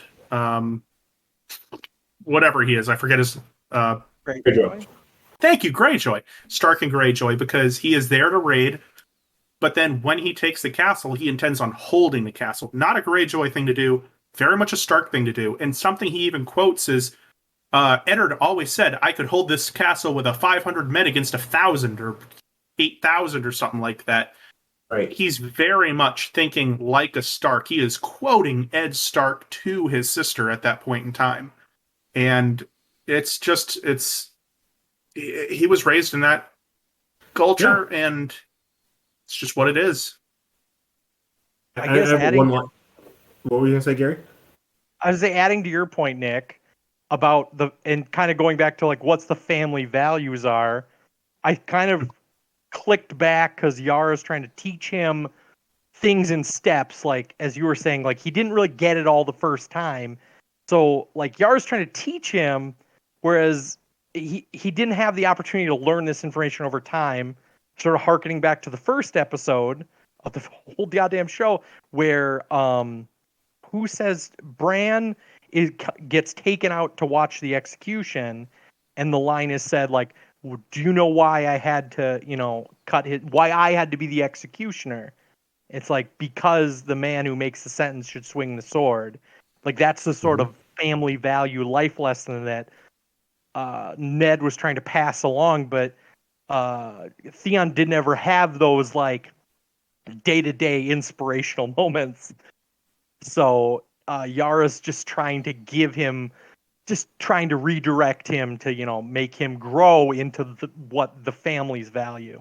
Anyway, you were saying, Nick, sorry. No, you're fine. I was just going to say, one last little comment I had on this interaction was, I glassed over it or I didn't remember it from a first watch, but when Yara had that comment about she snuck over to little Theon's crib when he was younger, it struck me that she's the older sibling. And I don't know, I just completely didn't catch that at first. Even when he shows up back at the Iron Islands and he meets her, she has some line like, "Welcome home, brother," and he's like, "You were this young, squatty little baby when I first left," or something, like he's describing Yara. And in my mind, like, to me, he was talking like she was younger than he was. And so just in this interaction, that changes the dynamic, because all of this stuff we're talking about how she's looking out for him, she's trying to instruct him. That's what older siblings tend to do. They're more world savvy about what's going on. Whereas the younger sibling maybe is trying to do something like what the family intends, but just might not be getting it because they're maybe the baby of the family. And so that totally changed the dynamic there. And I was sort of taken aback by my own maybe perception that I thought that it was a different dynamic than what it was. Not huge changing or revealed something really in depth, but I saw it in a different light, that their relationship is more that she is looking out for him, not because she's the Ironborn and he's clearly the Stark, wannabe child, but that this is her baby brother and she cares about him. So interesting. That's all I got. All right. I'll throw this over to Steven to start us off with questioning for this episode. So my question on this episode really revolves around Stannis. And what is Stannis' end game here? So I know Stannis is trying to take the Iron Throne and capture King's Landing with a massive attack force from the sea. Everyone's worried about it, blah, blah, blah. But I'm just wondering, what does that actually win him? If he takes King's Landing, if he sacks the city, if he burns down the keep or captures the keep, whatever, there's still a Lannister army in the field. There are still Tywin's not there, so you still have the legit head of the Lannister family out of the city. You still have Robb Stark doing whatever Robb Stark is doing. I don't entirely understand what his strategic game plan is here. He's going to take the city, lose tons of forces doing it, maybe not destroy the defenses of the city in the process, because that's what you're going to have to do. And then victory? Question mark? What are your guys' thoughts? I think he's trying to live up to his brother. Because his brother, the oldest brother, Robert Baratheon, was the great warrior. Could swing his mighty hammer and just destroy people. And so he has to try to win his own battle, because I'm sure that's part of his legacy, is that he can't just be the guy who got the throne because his brother was king. It's that he needed to make his own victory. He needed to reclaim the throne from the, what do they call it in the usurper, you Nick. He needs to reclaim the throne from the usurper. So that's what he needs. I don't know. That's how I take it, is that he just needs to win his victory. And he assumes that once he wins, the people will rally behind him. Who knows? Yep. Okay. Sorry. Um, yeah, I would just kind of echo that last sentiment. There is like he thinks he's the rightful king. By right, the kingdom and throne is his. So when he takes the throne, the people will rise up and stand behind him as yes, Stannis is our one true leader. I agree. I was gonna say entitlement, same thing. And beyond that, That I kind don't. of goes to. I Oh, say sorry. beyond that, he probably hasn't thought too much about it. It's just like the throne is mine. That is my goal. The throne is mine. That's it. One more reason to hate Stannis. Can't think past step one.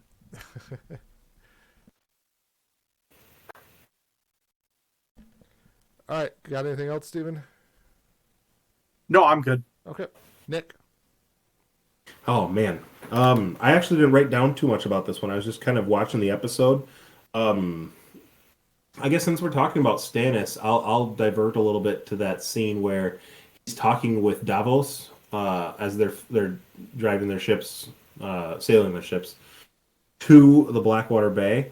And it's interesting. He gives a little bit of background about how when Robert's Rebellion was happening, they had won, and he's like, well, I was holding Storm's End, which is the house seat the Baratheons. It's a little bit south in the Stormlands from the King's Landing area, and it's this nice big castle. It's on the mainland. It's close to King's Landing, so it's a well traveled trade route probably, and it's the area where Stannis, as we've defined, a well trained, battle hardened warrior, was able to hold off.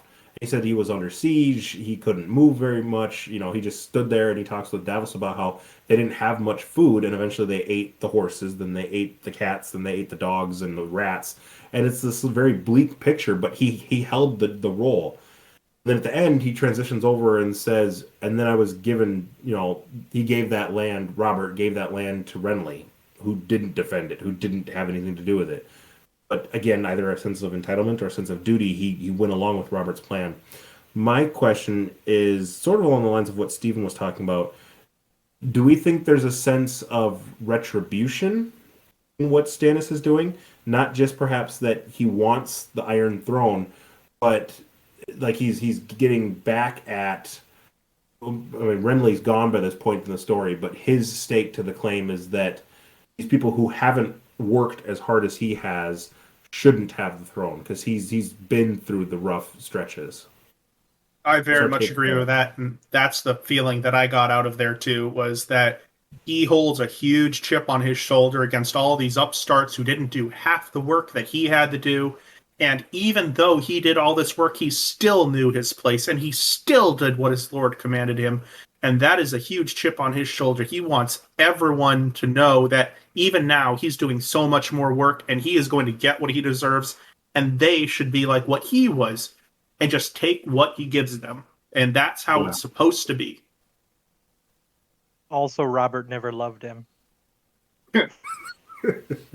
In an earlier scene before Ned passes away, Robert tells Ned, like, I loved you like a brother.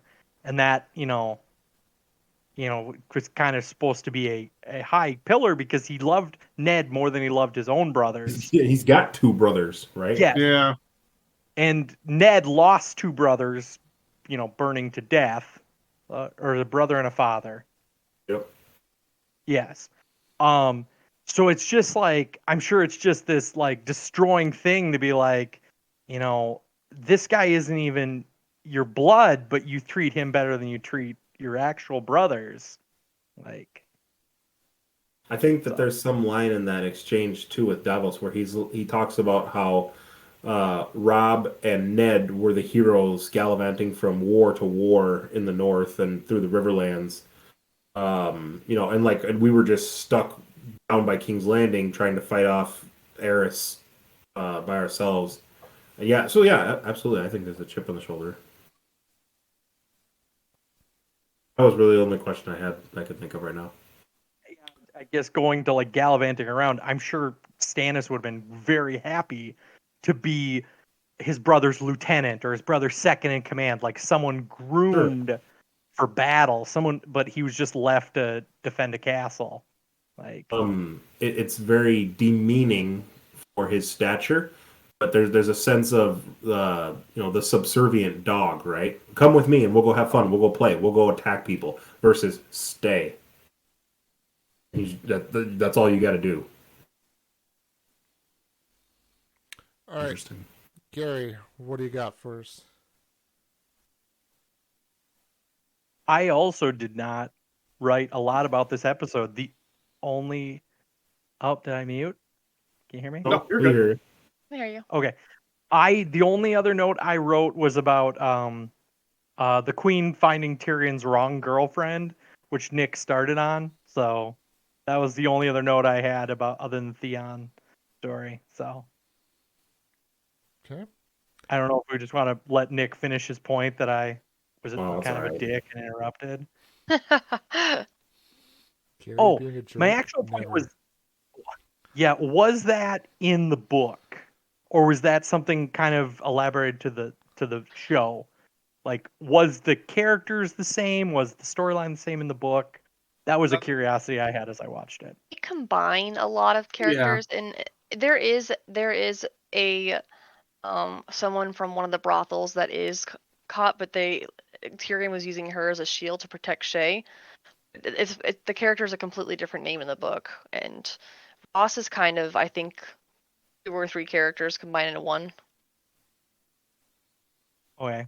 Well, that's why I was just curious if it was like, and if it was as dramatic in the book, because they obviously tried to squeeze as much drama as they could out of it in the show of like, and then you got to get this, reveal, and then Tyrion has to like say, "I'll come for you," and like, I don't know if Roz knew the game was being played or she just completely was reading everything at surface level. Like that was I guess something interesting is like what was she thinking in the moment? She was being accused of being his girlfriend that for some reason Tyrion would send to go have sex with the king and then beat the living shit out of another person. Like, That doesn't make much sense. In the book, I remember like Tyrion went through really elaborate measures to try to protect Shay. Like I think she wasn't living with him. He set her up in the city, but when he went to go visit her, he would go to this brothel and he'd meet with this one girl who would act as a cover. She would literally just nap. He asked her what he did when he left, and she said she was sleeping. She was more well rested than ever, and he would use a secret passageway from her room to get to Shay's place. And so that poor girl took the fall for him. Interesting. And Cersei figured it out. that seems like a much better story than like just pulling Roz out that really didn't make sense. It seemed like a real it achieved the same goal, which is that, the audience realizes that Cersei got the wrong girlfriend, but it just wasn't it lacks some depth. And honestly, I don't know if that storyline's even gleaned upon after this episode. But anyway, that's all I had for the whole episode. So I'll let the next person take it. All right, Amanda.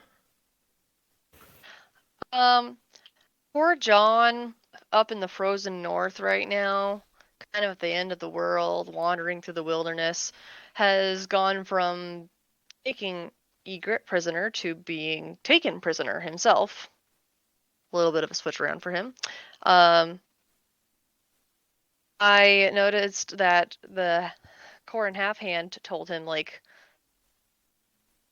yeah, we're not gonna survive. You might survive if you do what has to be done, and then starts like baiting John into that. He says like, "Oh, if you wanted to betray us just because you wanted that girl, you know, how does it feel? I'm not surprised. That's what happens from a bastard." Like, and John is shocked. I don't know if he really understands what's going on. No. Corin setting Not him even up for close. something. He knows nothing. Knows nothing. He knows nothing. But Corin's a pretty smart guy. He's setting John up here, and I think he knows like there's only one way that you're gonna get out of this. We're gonna have to convince them that you're leaving. You're a bastard, and it's only going to work well if Corin goes into it. Also, John's friends have no clue what the hell happened to him. They're like, "You think John's dead? Why would John be dead? He's got a sword." All right. Oh, it's a sword. It's made of Valyrian steel. How could he be dead if he has a sword made of Valyrian steel? But his That was friends a do real- find a. Yeah, if it got a clear. I was His gonna say friends that do was a find real a cute throwaway little. scene with them because all they found was the dragon glass. So. Yeah, they found a cache of And the obsidian horn. weapons. And a And what? horn. Oh yeah, there was a horn. A horn, Yeah. not the horn. There's so much in these earlier episodes that I just completely do not remember, but have such profound meaning. Like, you know, they reference why would the first men stand at this pillar 1,000 years ago with dragon glass and make a stand here? What would they be hiding from? And you know, it's like I see what you did there. But you know, going back, yeah, I totally lost and forgot all that stuff. It doesn't make sense at all. But you know, poor writing aside, I will acknowledge, I think that those little tidbits had opportunity in the context that we're seeing them now. So, I agree. sure I mean, that's they don't look like they're big parts, but like even rewatching them, I'm like, oh hey, look, I'm so excited. Yeah. It's a very short little things, but yeah, they're important to have in there because if they pulled the obsidian later on, I'd be like, well, that was convenient. Where'd that come from? Right. And you go back, yeah, they mentioned it back in season 2. It was a thing that we just never learned about. So interesting. All right. Did you have anything else for us, Amanda? I think that's it. All right, Steven, you got your hand I have raised. one more point that I was just kind of thought of, and that was what's happening in what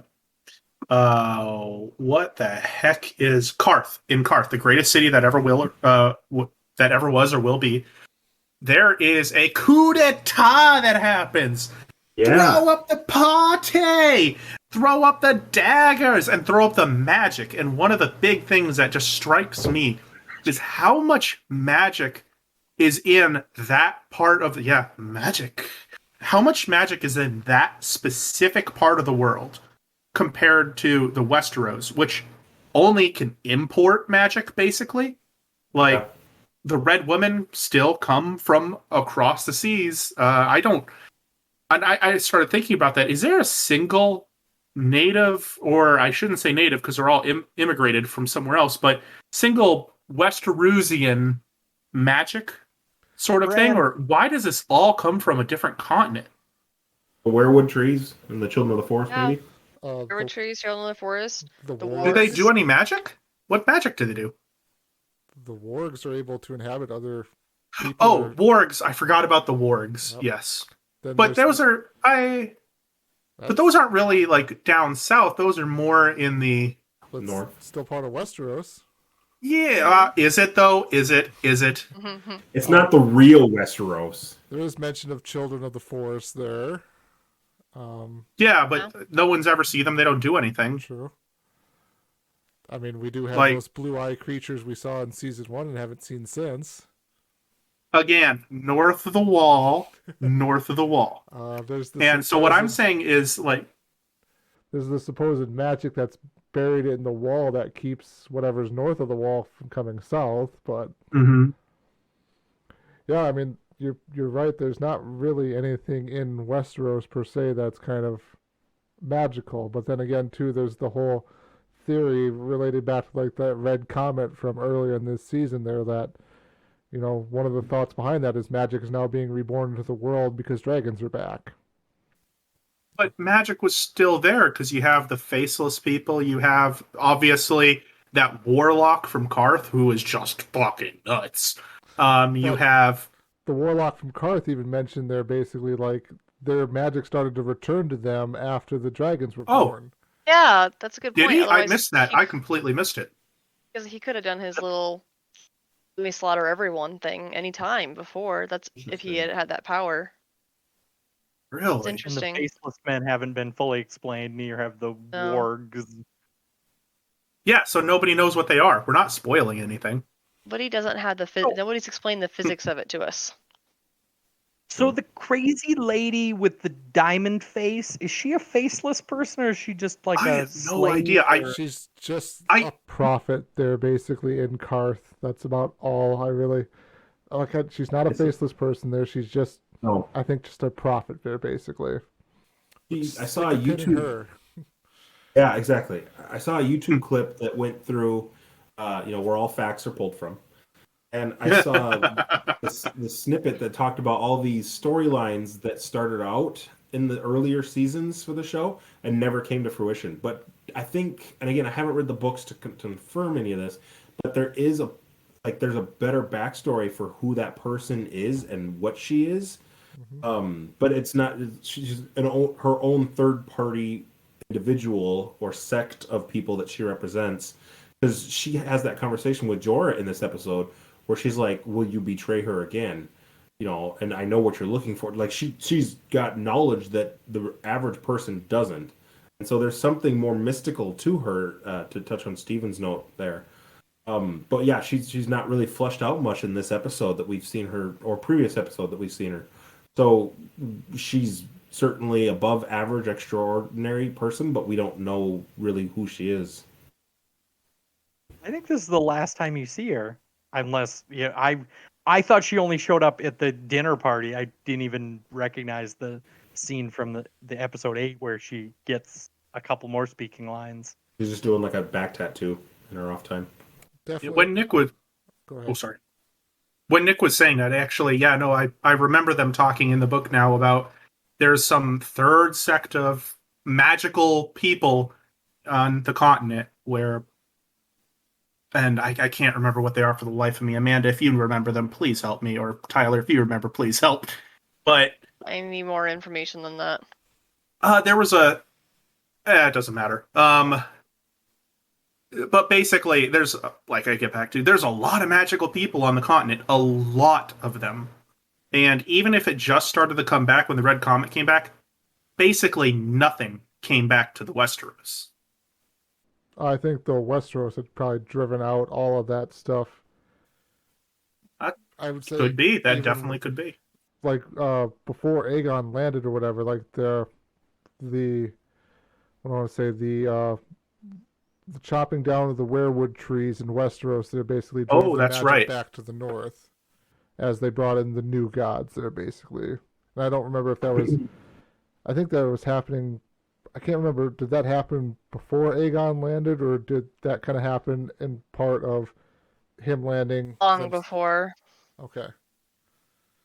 And I want to point out then we just disproved that the Westeros religion is real because magic comes back to everyone but those fools who believe in the Seven. False gods. False gods. I'm a big fan of citing sources, and so I just Googled, and it pulled up on Game of Thrones wiki. Right, wrong, or otherwise, that's where I'm pulling this information from. The diamond-faced, gold-covered gal's name is Quaithe. Quaithe. Quaithe. And it says, sometimes called Quaithe of the Shadow, is a mysterious woman encountered by Jorah Mormont in Karth. Similar to Melisandre, Quaithe is a shadowbinder from the fabled city of Asshai by the Shadow in the far east of Essos. That's like way over on the other side of the continent. You got basically Volantis, the Free Cities, Volantis, Karth, and then Asshai is way over on the other side, on the east. And wields magical powers of prophecy and clairvoyance. What it says about her. The number one thing I hate about George R.R. Martin is that so many more books could be written about that continent, and he won't even finish his damn series. He'll write all those books first, though. So like I said, though, stick a pin in that lady, though. She'll definitely be important and definitely won't be dropped from the rest of the show after the season. Remember her, guys. I wanted to touch on just kind of two final points before we wrap up the episode here. One question was, and I think we've kind of alluded to talking about it a little bit, was, was it crazy or was it a good idea that Kat released Jaime when she did? Fucking dumb. Sorry, I shouldn't cuss. It's dumb. It's so stupid. I have hard feelings on this, and they are bad feelings. And she Terrible cost. tactical move. Oh, So the one way to look at it is, yeah, it was a bad idea. So this is from my view. I could see it being a bad idea because she released the most valuable asset trading thing they had as part of their conquest there. Yep. The other way to look at it, though, is because of what Jaime did to get himself released and then recaptured, he killed a Karstock boy. The Karstocks are one of Rob's biggest supporters there, basically, as part of his quest to conquer there. And because Rob does not let the head of the household, the Karstock, I don't remember what his name is. Just Lord Karstark, I think they just say. I don't know. Yeah, I think his first name is Rickard. I'm not sure. Okay. Ooh, that could be. But because Rob does not let him kill Jaime as kind of a revenge or whatever like that, that basically throws the camp into turmoil there, where something is going to happen there, basically, where somebody's just, like, I think it's even mentioned, somebody might just look the other way and let Jaime get killed anyways, which then, again, throws everything into disarray there as part of what Rob's trying to do. So, that's why I posed the question there, because obviously, yes, we view it as being a bad, some of us view it as being a bad thing, because they've now given away their biggest bargaining chip that they had to even maybe try to remotely get Sansa back. Or, as they know, Sansa and Arya back from King's Landing there. Gary. I think The correction, Rob never actually freed Jaime or gave an ultimatum for the plan. His mother did, because Rob was away when this happened. Yep. So Catelyn pushed the pause button on killing him in the moment. But a third point is, did Catelyn remove that piece off the board for her son?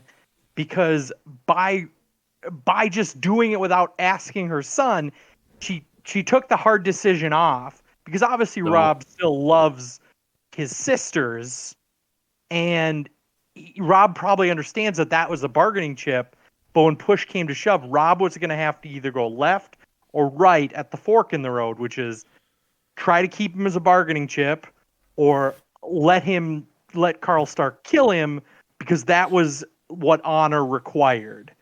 So Catelyn took that move off the table. Anyway, I say heavy is the head that wears the crown. It's his right to make that difficult decision based on what we understand in these dynamics. She had no right to make that decision on her own. I started shaking my head saying no when you were like, did she do this for him? No, she did this for herself. She has this line in that exchange with Rob saying, 2 of my children are held captive up in Winterfell. 2 of my children are south. She's like, I can't lose any more children. She's totally thinking about, I'm the maternal figure.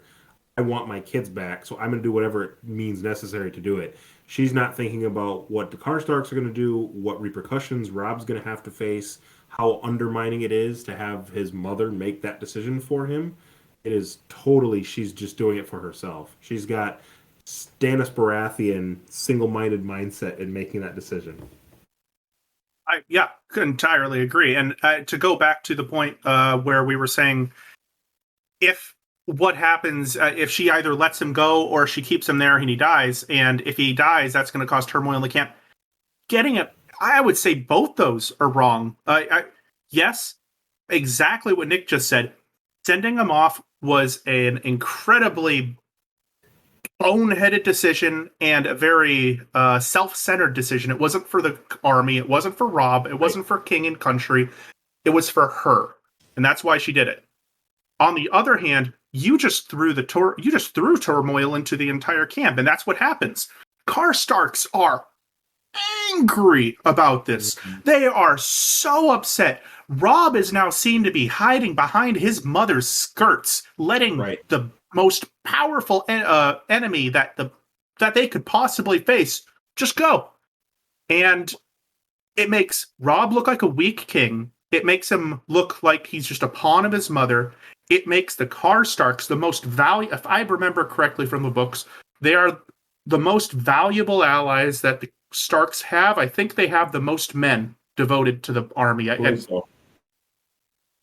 they make them so upset. I'm pretty sure they just up and leave eventually. And you could not make a worse tactical, strategic, whatever type of decision you want to say this is, it could not have been worse. And what does she think is going to happen when Brienne gets to the Red Keep and she thinks that Cersei is going to keep her word? No. She must think that then Jaime's going to keep his word. The guy that we just talked about in the last episode is a man without honor. So maybe she just thinks that Brienne can just storm the Red Castle by herself and take back Sansa by herself. There's no thought behind this. It's so dumb. It's so stupid. And I never forgive Catelyn for this. Never. Like, even in the thought that, she's sending him off with her ward, Brienne. She's only known Brienne for what, maybe 3 weeks at this point? Yep. So, she's got the physicality, and she saw her spar once with the Tyrell, Loras, at Renly's camp, but she's not really seen her fight much, and everybody knows Jaime's like the best swordsman Westeros has. So it's narrow-minded, it's a poor tactical move, and really it's not well-founded because she doesn't really know Brienne that well. Brienne could be just playing the sellsword, saying, yeah, I'll devote myself to you wholeheartedly, my lady. And then the second she hears how rich the Lannisters are, she may just turn coat to the Lannister cause. So I was really torn by this one because horrible decision. We're all apparently in agreement on that. Stupid thing puts Robb in such a worse, terrible spot. What is he supposed to do? Like, you're throwing a dynamite into the middle of this camp. I get torn is like, it works out so well. Oh, but it works out well because of circumstance. I don't give her credit for that. Yeah, I don't give her credit for that. Just like result of that trip. So I'm sitting here, I'm like, no, she's an idiot. But I'm like, oh, but I'm so glad it works out well. Works out well, like in future episodes, you mean?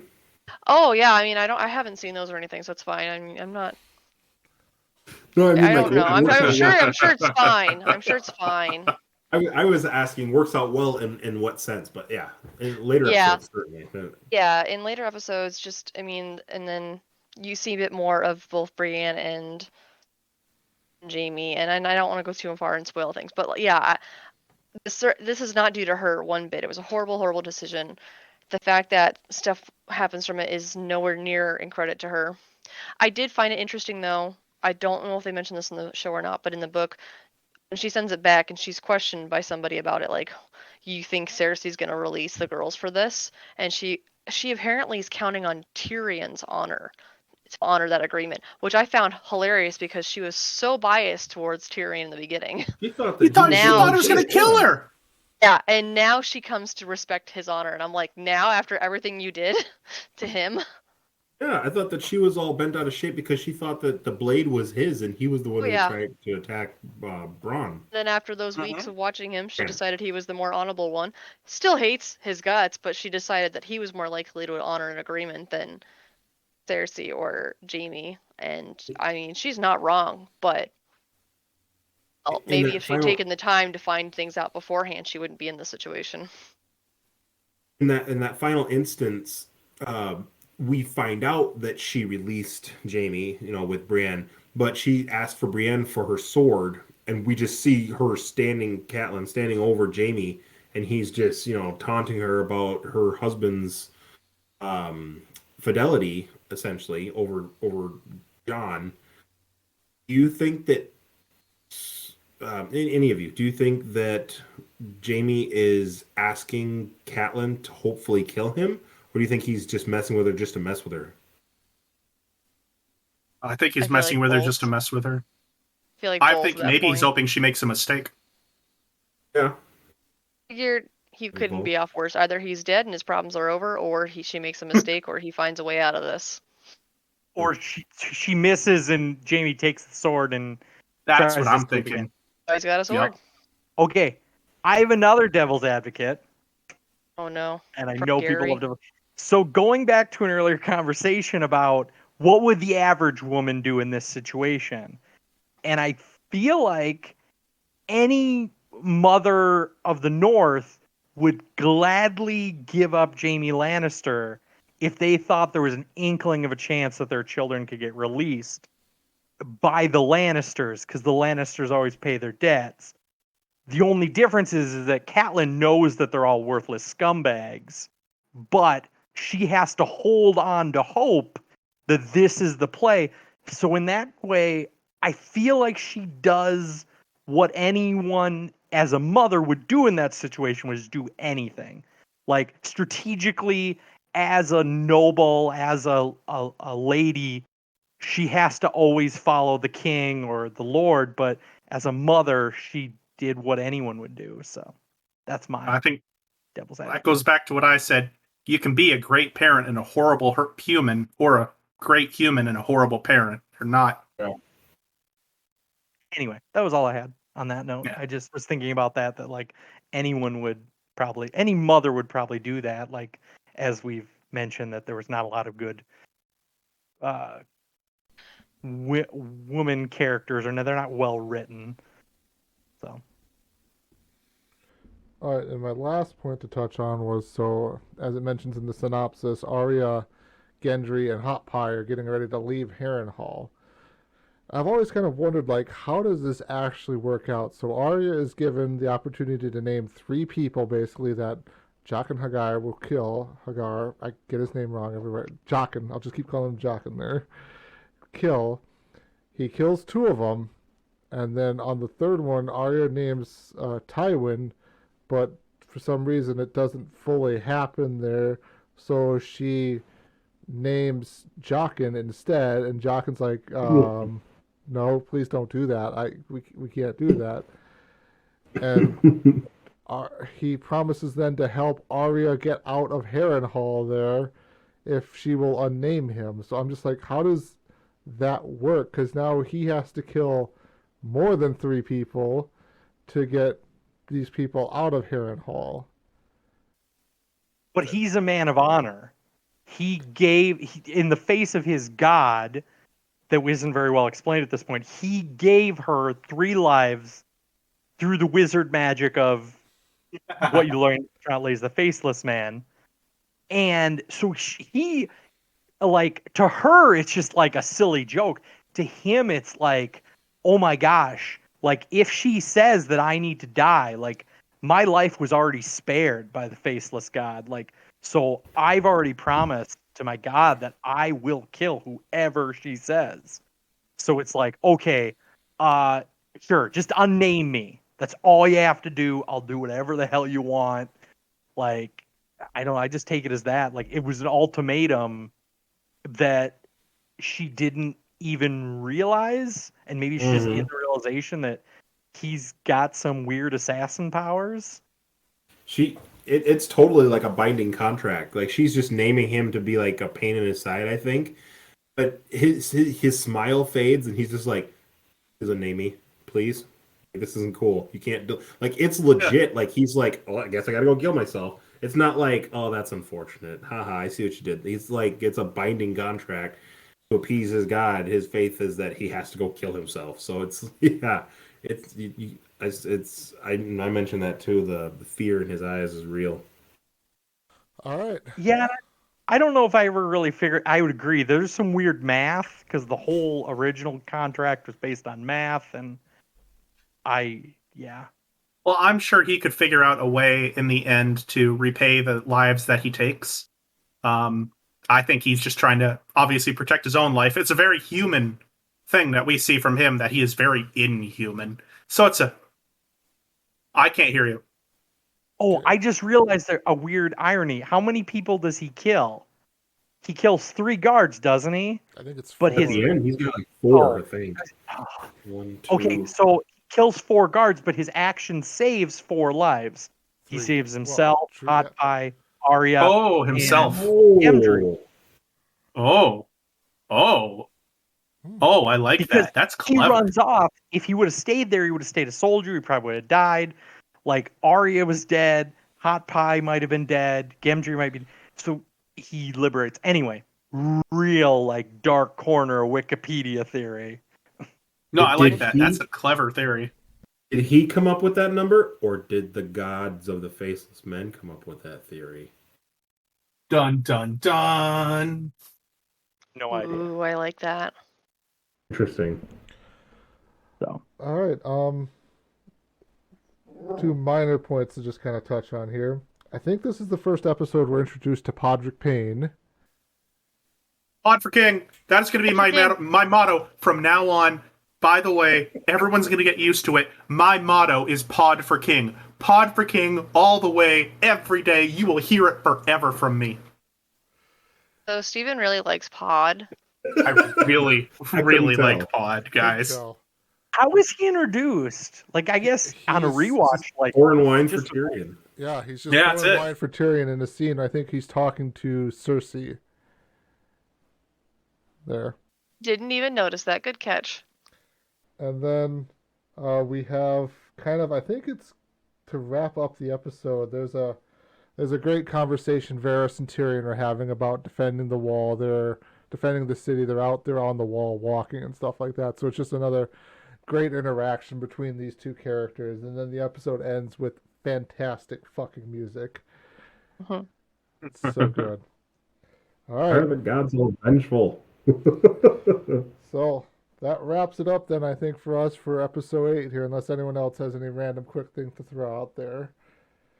So for next time, we will get to watch episode 9, Blackwater, the penultimate episode of the season, which big stuff always happens in episode 9.